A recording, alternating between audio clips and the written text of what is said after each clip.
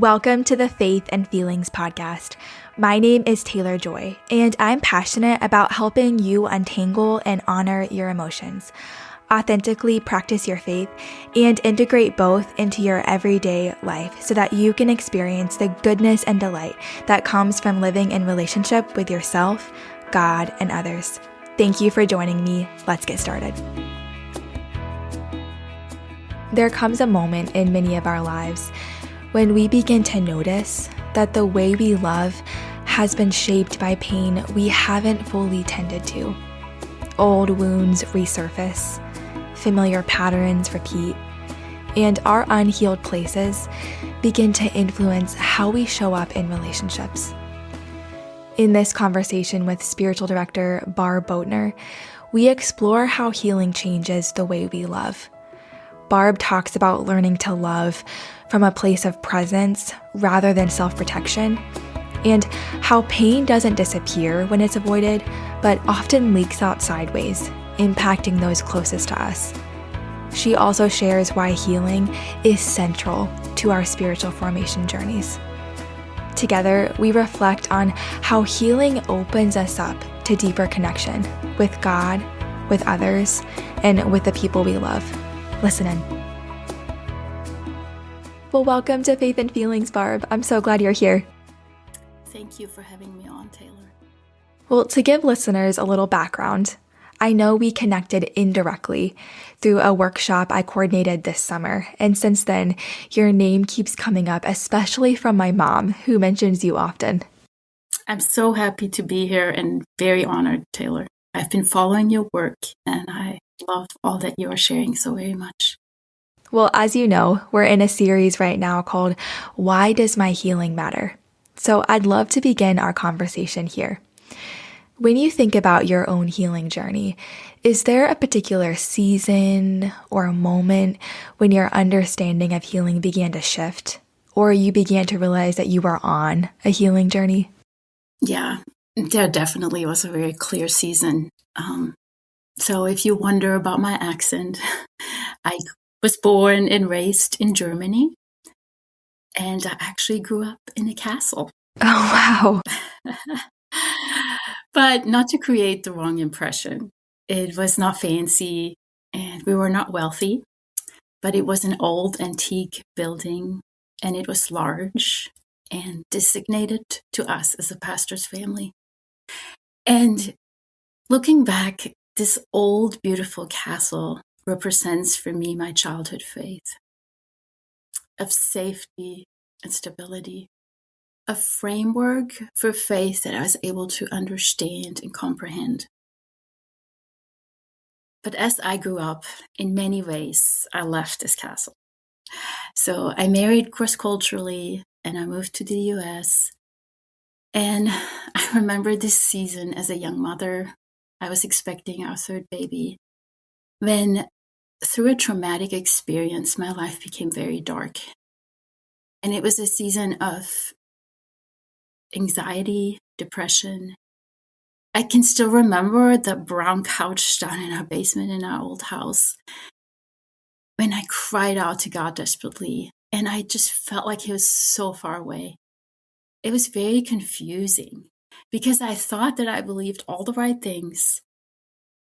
So why did this bad thing happen? So the security and the safety from that castle, that faith, seemed lost, and the framework for my faith really fell apart. The shift did not come immediately for me, but through a season of wrestling and searching. I reached out to a woman that I knew was sitting and praying with people in pain. And this woman sat with me and she prayed.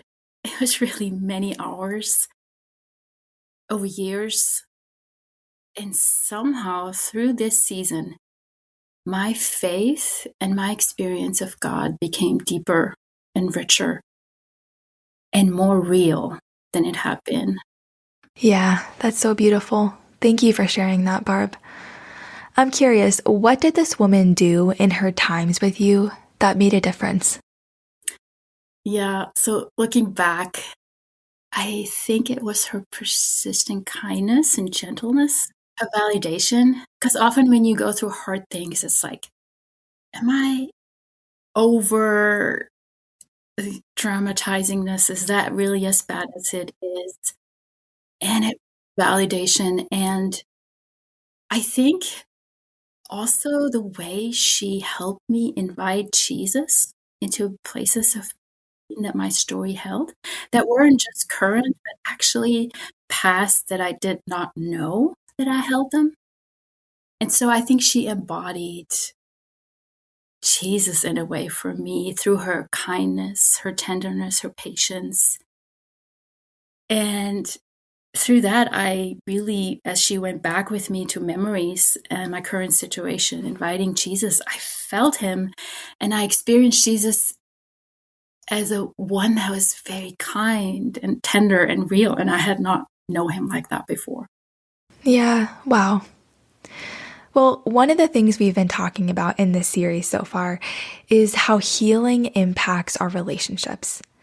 And so I'm wondering if you could share a moment when you noticed an old wound being activated in the present and what helped you respond differently.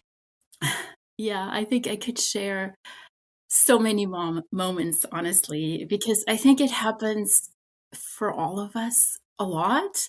And I think it's good to normalize.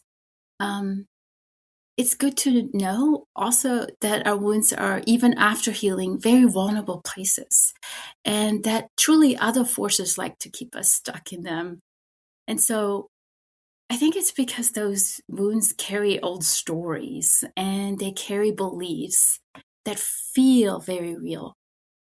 And for me personally, the stories that and the beliefs that I was holding, they um, are around unworthiness and abandonment.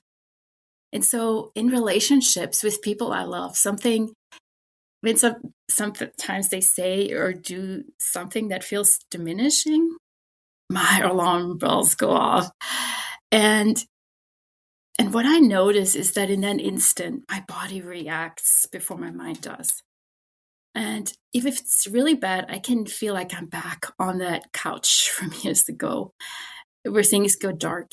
And I notice how my breathing changes, my body tightens, and either I want to hide and run and get small, or I want to run and shout and say something mean. What I am learning, and I'm not always doing this perfectly for sure, is really notice what is happening in my body. And like, oh, here's that feeling again. I know this feeling.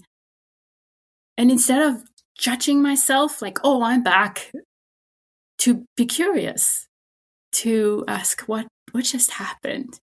And it's so helpful to take space, to get away, to first of all calm my body and to settle. And then extend kindness to all of the parts and the voices and the things that are acting up.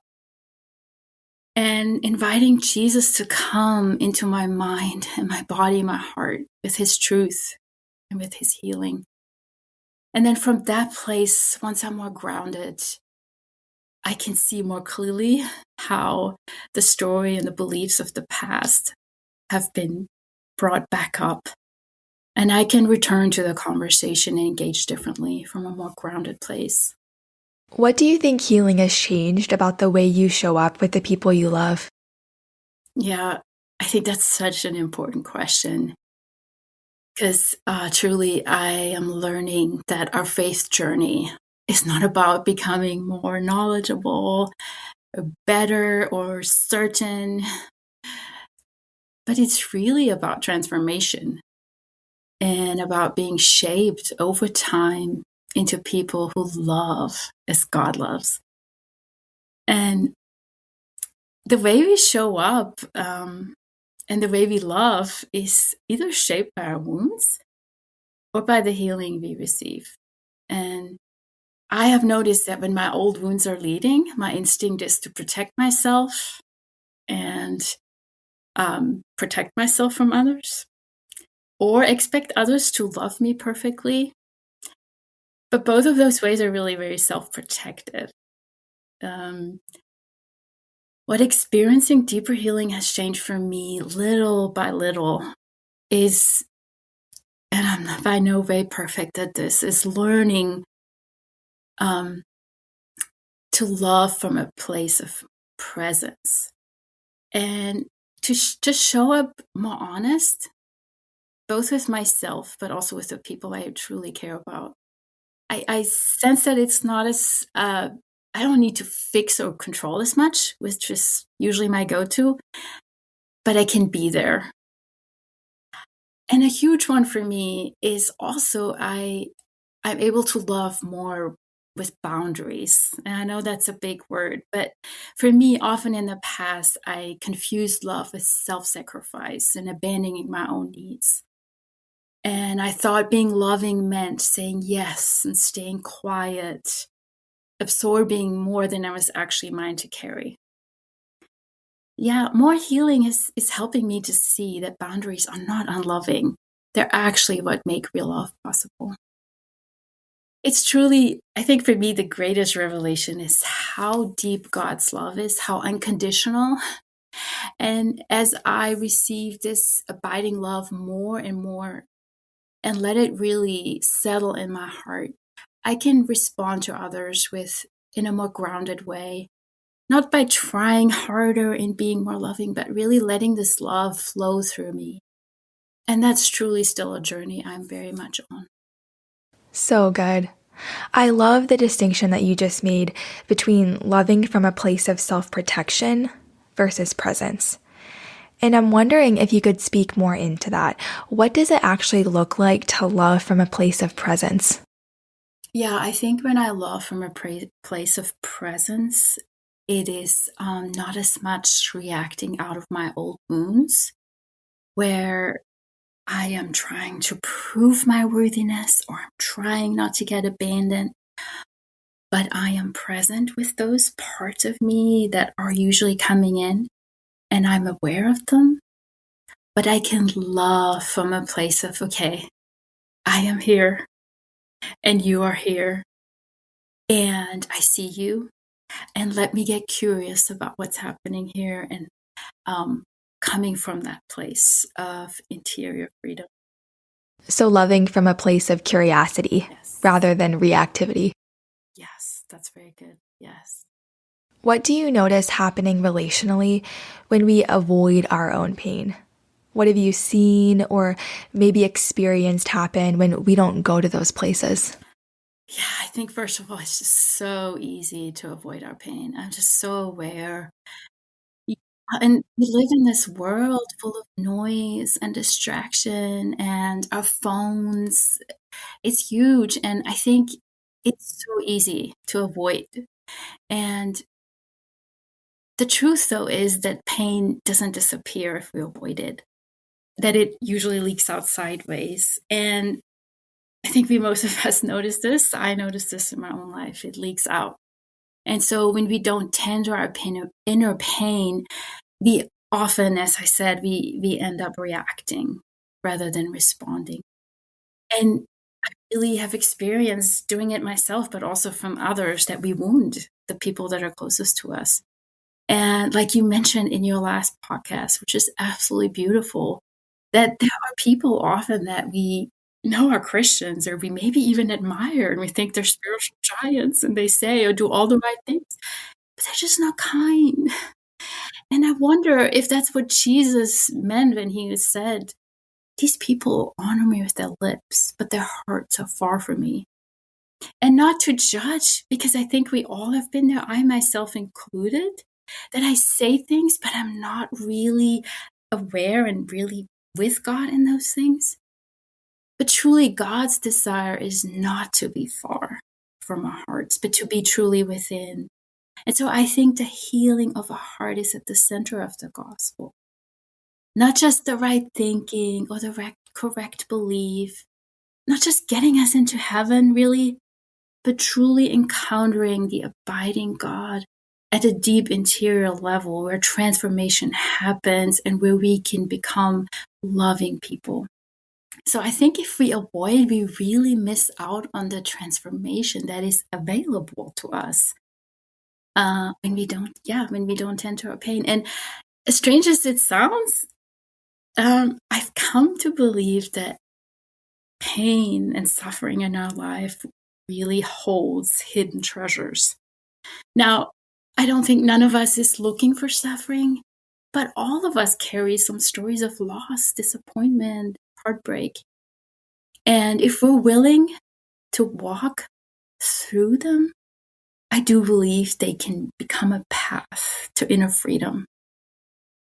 So someone said, I heard say, don't waste your suffering.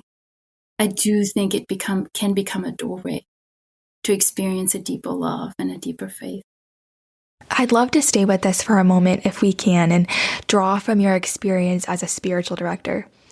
How do you see healing and spiritual formation relating to one another? Yeah, I think that spiritual formation and healing really go together. The reality is that we are all being spiritually formed all the time, if we want it or not. So, like clay, our faith can be shaped into something beautiful, aligned with God's design, growing more like Christ and being more wholehearted. But our faith can also be formed like clay into something messy and healthy, twisted and misaligned and shaped by our wounds and hurts and disappointments and by our traumas, the pain and disappointment that really kind of fragments us. So this is where the beauty of Christ-centered spiritual formation comes in. Because Jesus, whose mission is so clearly stated in Isaiah 61 and in Luke, to heal the brokenhearted and to set the captives free. This is his mission. His main purpose is to heal our hearts. And he's really, really good at it. So when Jesus is at the center of our spiritual formation, healing becomes not a side effect, but a natural expression of transformation. Not through our effort or performance, but in the relationship, the union, and the communion with Jesus. He's the integrating center through whom we can bring all our parts, the parts of the heart that have been fragmented and broken, into God's love and into God's presence, even the ones we feel are unacceptable or ashamed about. And so in spiritual formation, I think often the spiritual practices, when they're disconnected from the heart, they become checkboxes and pressures and things we need to do while we bypass our own stories, our wounds, and our traumas. The contemplation, on the other hand, as someone framed, is a long, loving look at the real. Is seeing ourselves in our lives without pretending, without bypassing our pain or brokenness. And so for me as a spiritual director, I often say to the people in my practice, God is right where you are and not where you think you should. So it's so important for me to create a safe space where all the parts, the wounds and the stories and the beliefs can come to the service and to be seen and to come into a relationship with Jesus as the center, whose purpose is to heal and redeem. So just to close this long answer, I think at the heart of spiritual formation is letting Jesus shape us and heal us and form us into people that reflect his love. When you think about this loving, healing union with Jesus that he invites all of us to, how have you experienced that for yourself? Yeah, actually, very personally, very presently, even when I'm praying, ministering, or sitting in a conversation like this with you, I can notice different parts of me showing up, parts with strong voices and agendas. For example, right now, there's a part of me that wants to get everything just right, that wants to perform well and say all the right things. And from my own wounding, truly prove my worthiness. I think what's changing very slowly for me is that I get to notice that. And I'm learning to don't let these parts take over, but learn to notice them with curiosity rather than judgment. Um, Recently, I was sitting with my spiritual director, and I had this picture of Jesus being in the center of me and taking all the parts of me by the hand. So those parts don't have to disappear, but they get to be part of me in a more integrated and a more helpful way. And has been deeply helpful and freeing for me to hopefully show up a little bit more present and trusting that Christ is holding all of it together. Yeah. You just spoke into this a little bit, but I'm wondering where you've experienced God most tenderly in places of pain rather than strength. Yeah. Thank you for asking this question, because this is something so close to my heart. I think what I've noticed most is that through the seasons of pain, I've come to love and adore the Trinity in a deep and personal way. I've come to know God, not just in my head intellectually, but more intimately, where God is like this compassionate Father. And Jesus is a present help who suffers with me, who feels the pain with me through his incarnation, his cross. And the Holy Spirit, a gentle guide who helps me navigate that healing journey. In places of wounding, we often hold shame, or false beliefs. And I know we often, and I did as well, experience God as maybe distant or judgmental. But walking through it, I really began to encounter Jesus not as someone standing at the distance, but as one who suffers with me. And I came to know, as the Bible said, God is gracious, compassionate, slow to anger, and abounding in love. It's become a real treasure to see the cross at the center of the story of Jesus, of the gospel, but also of my own story, because it shows me that God doesn't look away from suffering. In the cross, I see that there's no depth of pain or human experience that God cannot enter with me. And so I sense a deep companionship in suffering. And we know it doesn't stay there, right? There's the resurrection, the new life through the cross, where I know healing is possible. His life within me, his resurrection power within me is possible. And I know we're speaking of great mysteries. It's like we can't comprehend because we don't understand why things have had to have happened. And so I love to speak as God as the great mystery that I get to be in awe of his mysterious ways that I don't have to understand. So it's really more of a surrender, and there's freedom in surrender. I don't have to understand what happened to me, but I can surrender to God's love and his life and his mystery. Yeah. Well, Barb, this has been such a beautiful conversation. So just to kind of begin wrapping us up, and I know you've touched on this so beautifully throughout our conversation, but what does staying with yourself look like in your life right now? Yeah. Again, it's so easy. And the pull toward the noise and distraction is very real for me and for all of us. And so resisting it often feels like a quiet act of rebellion, really. I think for me, it begins with creating space for silence. I'm very passionate about making room in my day to be still for the whispers of God. Because I love the story of Elijah, who encountered God not in the earthquake or the thunder, but in the still space. And I've learned that God often speaks not in the noise, but in the quiet. But we really, in this culture and in this time of noise, our heart and minds need training to recognize that voice and to practice. And I love to do that in spiritual direction, where I give space for silence. And so it's important for me to start my day in silence, and also to be really honest in that silence before God. of all that I'm holding, of just really being aware of whatever emotions are present.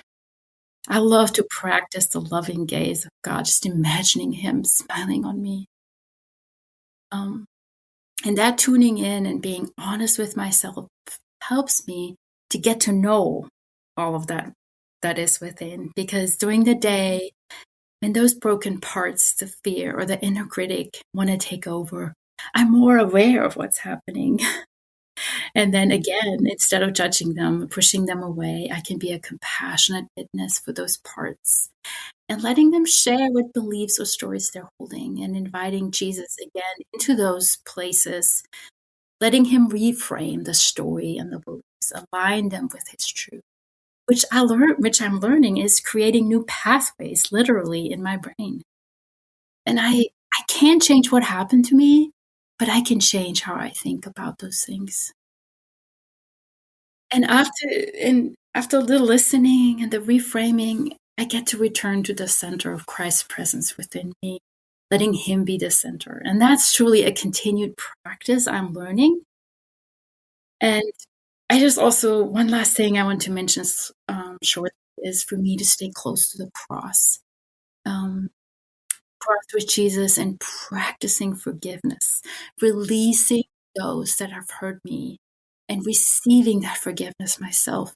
I think it's a beautiful practice that really helps us to receive inner freedom because those hurts and those resentments can weigh us down, but we can let it go and be free.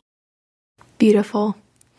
Well, I know you emailed me the link to your website, so I'll be sure to include that in the show notes for listeners who might want to connect with you.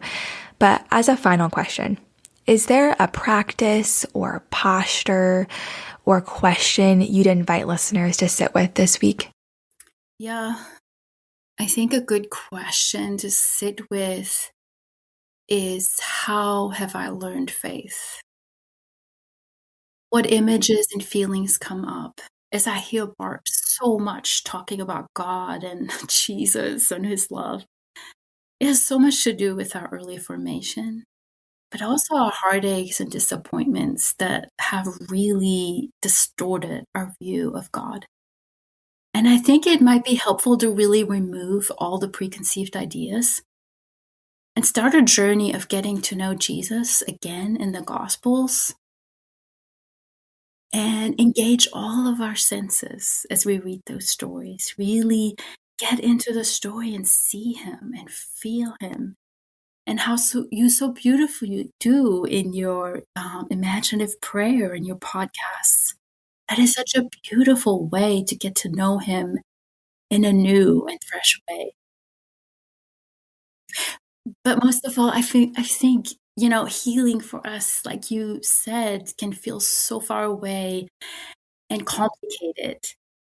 And it often seems like, oh, I just need to get to do the right things or get the experts or the modality that will help me find healing. And while all of those things are absolutely amazing and helpful, it's so helpful for us to remember that Jesus, the creator, the healer, the redeemer, the restorer of our hearts, is here right now. He's not distant, but he's available.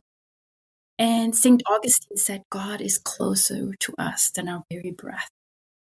We see God in the creation story breathing into Adam, and he becomes a living.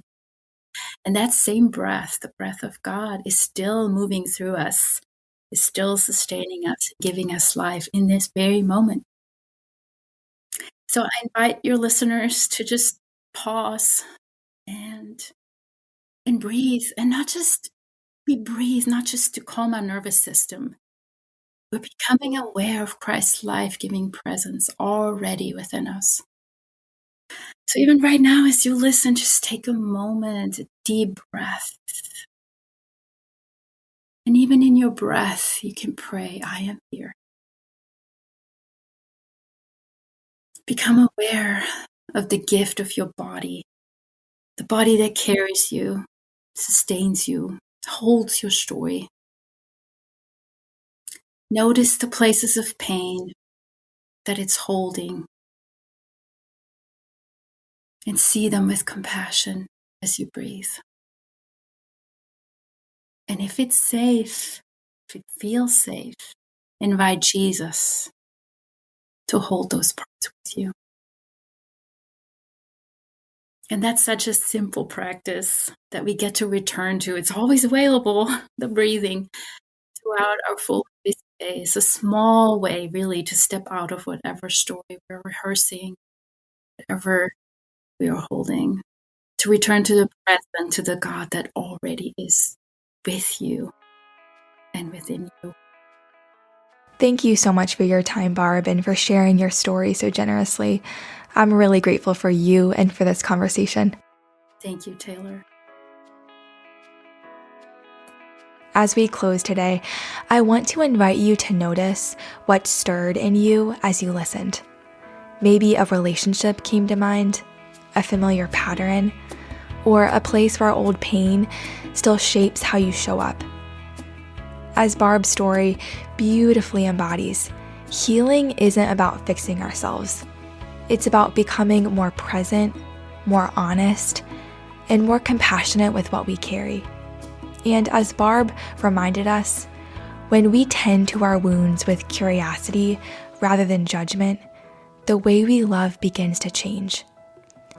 If it feels helpful this week, you might gently ask yourself, where am I being invited to love from a place of presence rather than self-protection? And what might it look like to bring curiosity rather than reactivity to that relationship? I'm so grateful that you listened to today's episode. Thank you for spending time with me. I'd love to hear from you. Connect with me on Instagram at TaylorJoy or through my website, taylorjoymurray.co. Also, if you enjoyed this conversation, it would mean so much to me if you took a minute to subscribe and review the podcast. This is an easy way to partner with me and is invaluable in reaching new listeners. Until next week.